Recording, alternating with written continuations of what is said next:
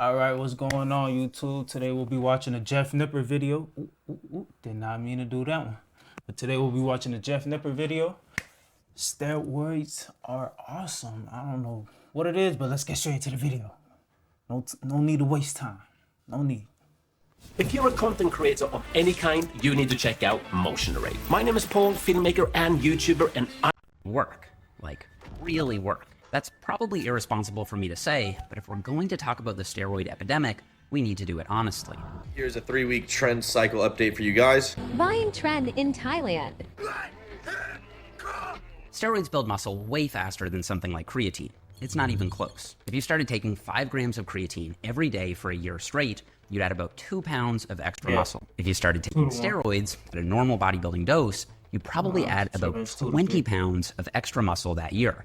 But it could be more depending on your genetics and how much you take. I'm a lifetime natural bodybuilder, and these are my testosterone levels right now, 485 nanograms per deciliter. That's right around the middle of the normal range for someone my age. This is bodybuilder Chase Irons, the world's most honest, enhanced bodybuilder. He also had blood work done this month. Where do you think his testosterone levels are? Maybe 6,000? Triple nine? Nope, his levels are literally off the chart. God! Hey man, what I said, bro. I don't know nothing about no testosterone, TNT, none of that stuff, man. I said 6,000 at the gate, man. This thing 6,000 plus. Hey man, it's getting crazy out here, y'all boys. It's getting interesting. We learning. Is out at 10,000 nanograms per deciliter, and his testosterone was higher than that. He openly admits to taking a lot of gear, and this shows just how big the gap between natural and enhanced can get. More people are taking steroids now than ever before. Why is that? Well, I think it's because more and more fitness influencers are opening up about their anabolic use. In theory, this honesty is a good thing. That's because anyone watching would be able to adjust their own expectations for their goals. If they're natural and they know their favorite fitness influencer isn't, they'd be able to lower their own standards and say, okay, well, now I know that result isn't achievable for me. But this kind of backfired. A lot of people didn't lower their expectations, they just started taking steroids. And the bigger problem is a lot of fitness influencers are only ever partially transparent. They say they're on steroids and they show their gains, but then they act like they're not doing steroids, man. I'll see so many fitness influencers, man. So I started going to the gym about a year ago, right? Like, I'm talking about seriously. Because before, I'll go to Planet Fitness, but I wasn't serious with my diet and everything like that. So I didn't see any gains. But once I started going to the gym, seriously, I seen the most gains ever. Like, I seen crazy gains. But besides that, I was seeing, like, everybody would always act like, oh, do these. If you want to get bigger biceps, and it's like, bro, you're on drugs. What are you talking about? Like, if I want to get bigger biceps, it's not gonna happen in like 2 months. It's not gonna happen in 2 weeks. Matter of fact, 3 weeks. No, it's gonna happen in like 4, 5, 6 months, probably a year. It takes like 3-4 years of training. Like, all this takes time. You got to think about the future, not right now. Of course, you're going to see those newbie gains. Like, right now, I'm seeing my newbie gains. But that's only going to last so long. You know what I'm saying? Don't believe everything you see on the internet. This world is full of cap.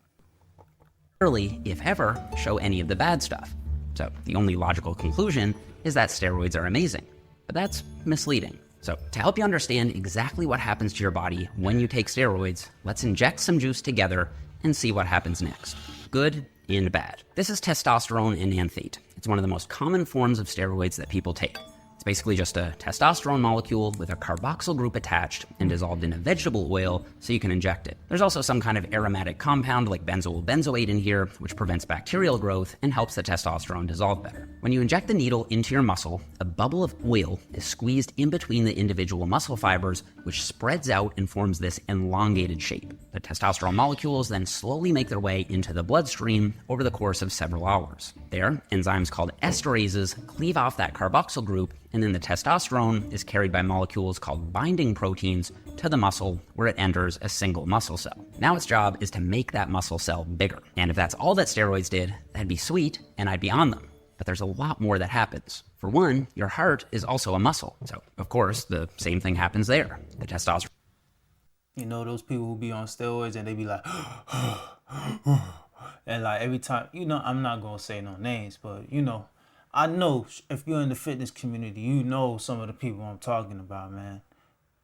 It's really only one person I'm talking about, but I'm gonna just say some of the people I'm talking about, man. You know, every time they talk, they're like,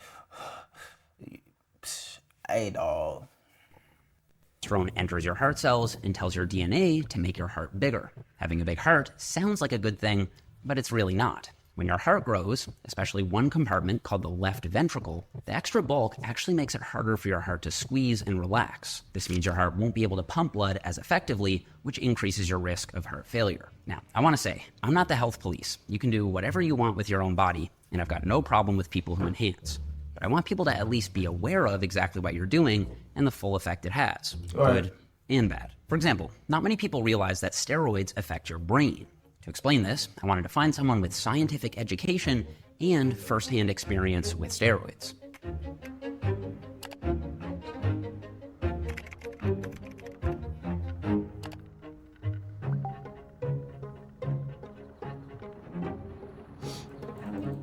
Hey.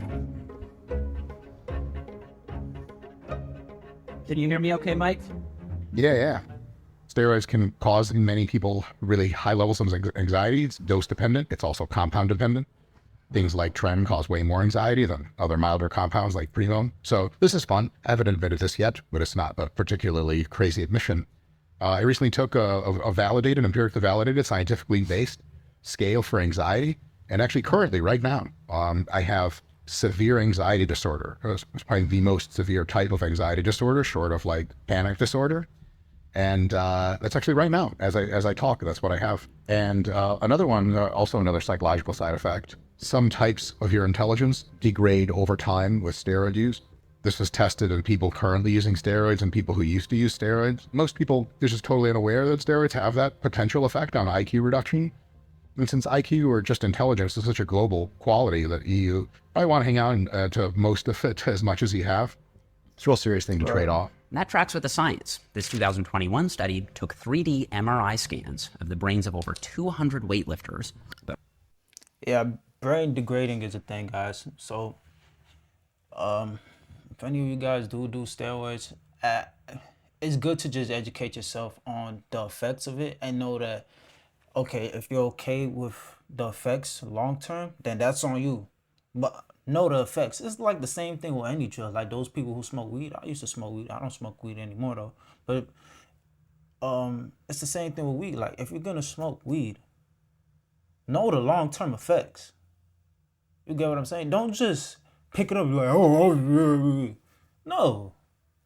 Know what you're getting into. You know, I see so many people do drugs and they don't even know what the drug, like the long-term effects of the drug and how it affects their body or anything like that. And it's insane, bro. People just take things to take things and don't even educate themselves on it, you know? So that's my take. But let's back into the video. About half of them were natty, the other half enhanced. The scans revealed that the lifters who took steroids had a significantly bigger brain age gap. That means when they looked at the natural brains, their brain age matched their actual age. But the brains of the enhanced lifters looked much older than they should look for someone their age. Their brains were aging faster than they should be. And the psychology of steroids is fascinating.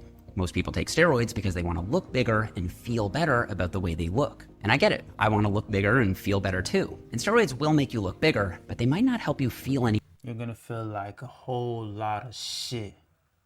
Just like any other drug. After you come down, you're gonna feel that rush. You're gonna go up. And what goes up must come down. You're gonna feel like crap. Every time. And then you're gonna take more. Drugs are the, you know what? Hey, man. Any better about the way you look. They actually could make your body dysmorphia worse. That's because a lot of people think if they just start enhancing, then they'll look how they want. But just because you take gear doesn't mean you're going to look like SIBO. And then when you eventually come off, you'll quickly lose a good chunk of the size that you put on and feel smaller than ever. At that point, it becomes near impossible not to go back on, take even more steroids, and the cycle continues. Again, that wouldn't really be a problem if steroids didn't impact pretty much every system in your body, but they do. After you inject, some of that testosterone is converted into a hormone called DHT, which causes hair follicles to shrink faster. This is why so many bodybuilders are bald in their 20s. Some testosterone is also converted into estrogen, which can increase breast tissue formation in men, leading to soft, puffy nipples, also known as gyno. The most reliable way to get rid of gyno is surgery. Man boobs. Oh, snap. Yo, hey. Most people will take other drugs to prevent that conversion to estrogen. Almost every bodybuilder you know has had to deal with gyno at some point. Injecting testosterone also lets your testicles know that there's more than enough testosterone to go around, so they shrink to about 1/2 of their usual size. The shrinkage quickly shuts down your body's natural ability to make its own testosterone, which is why some people need to inject testosterone for the rest of their life. It makes sebaceous glands on your skin grow bigger, which causes them to overproduce a sticky, oily substance called sebum. Sebum moisturizes and protects your skin in normal amounts, but causes acne when overproduced. Steroid users will try to combat this by taking other drugs for acne treatment, but then they have their own side effects. What would be a side effect that most people like wouldn't be aware of until you've kind of done it? Yeah, it's a good question. There are a few of those I can think of. Because anabolic steroids are mostly gotten in, at least the United States and Canada, through underground laboratories, some of the gear you get is like damn near farmer grade. It goes in smooth as butter, never does anything, no inflammation. Some of the gear goes in there and boy, does it mess you up. And I have been personally hospitalized at least once for a non-infected but insanely immune responsive abscess. My quad was like 1/2 foot out to one side. I've had friends get hospitalized for abscesses. The doctors have to cut your skin open, they have to drain it. And lastly, the term roid rage, but it's really aggression. And it very infrequently displays itself as actual violent acts, but the thoughts you get on steroids are disturbing. You might like war movies and stuff, but if there's a war movie playing in your head every single second you're awake and asleep, it gets a little old after a while, but you have big muscles, so I guess that's cool. So that's how the cookie crumbles. Let me get a second opinion on that. Searching for music for your next video? Then you need to check out Artlist.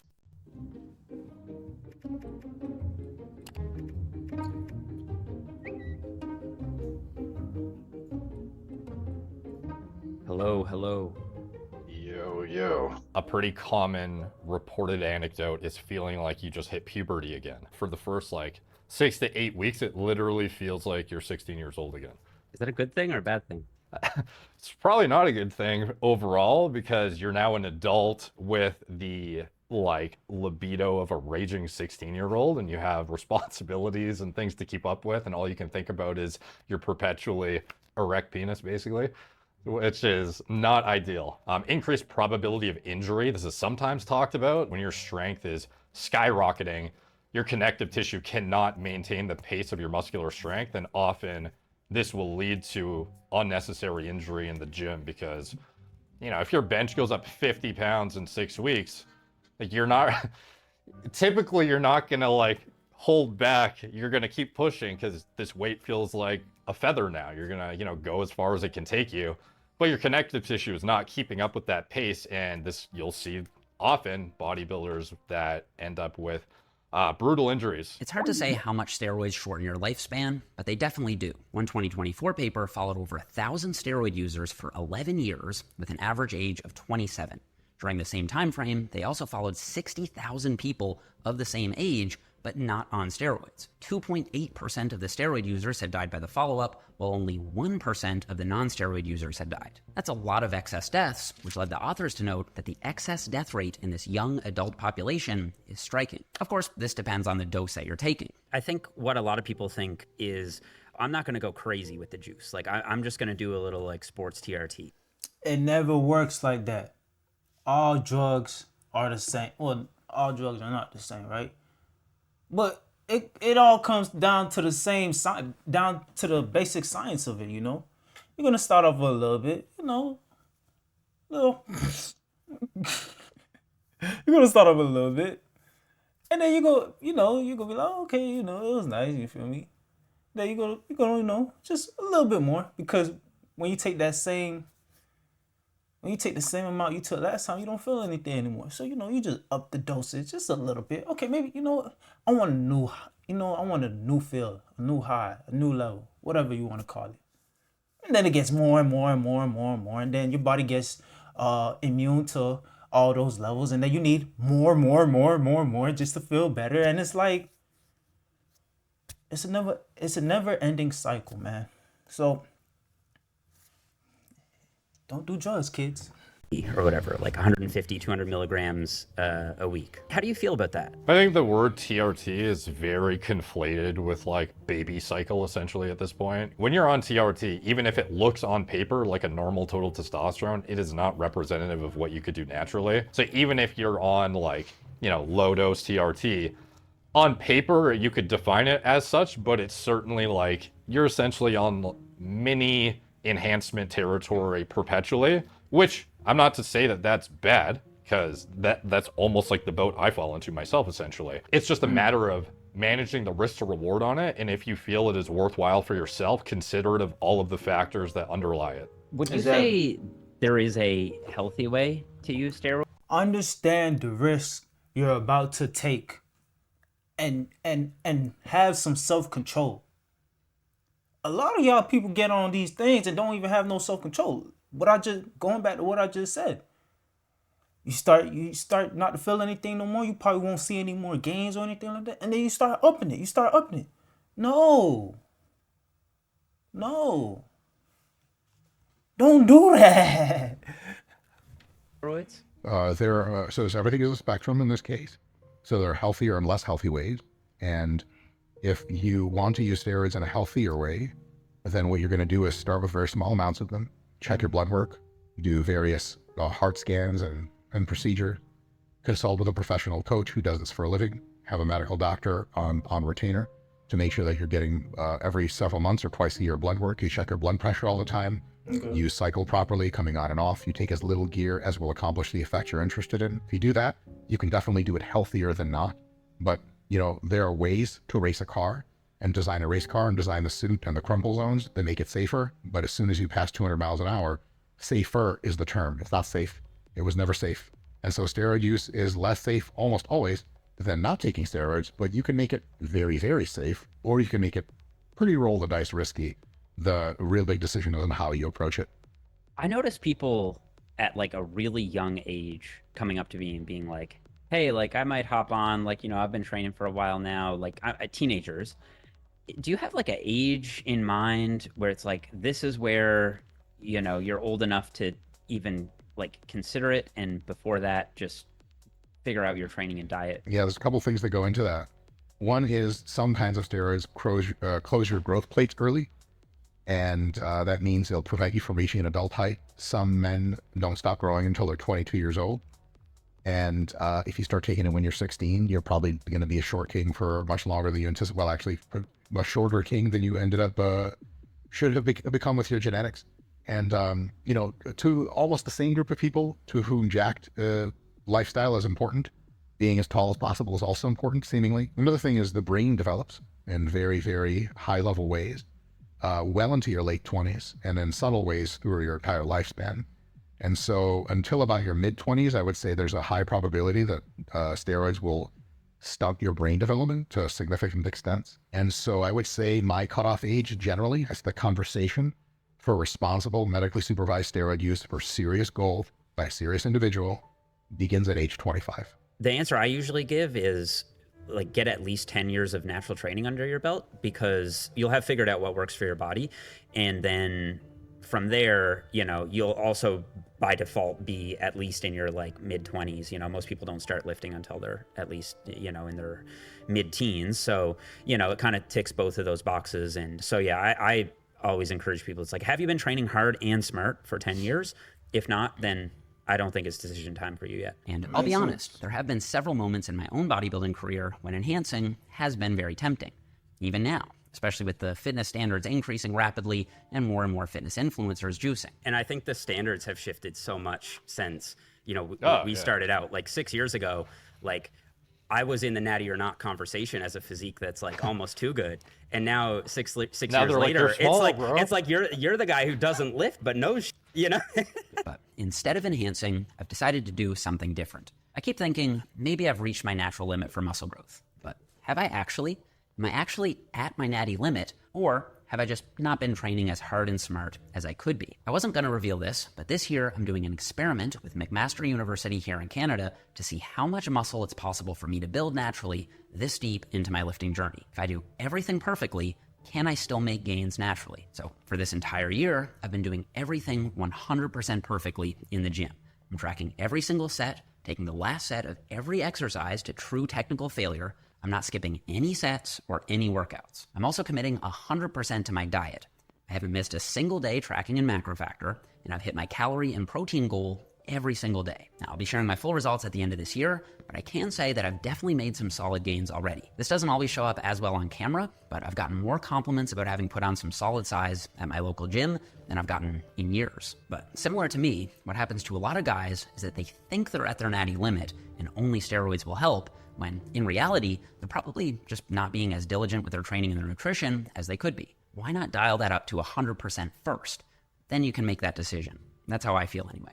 And if you want to commit and join me on a year-long journey to truly dedicated lifting and eating, consider downloading my nutrition app, Macro Factor. You can try it for 2 weeks for free to see if you like it first, and it's really like having me as your own personal nutrition coach, but for a tiny, tiny fraction of the cost. We're about to hit 150,000 monthly users, which is pretty crazy.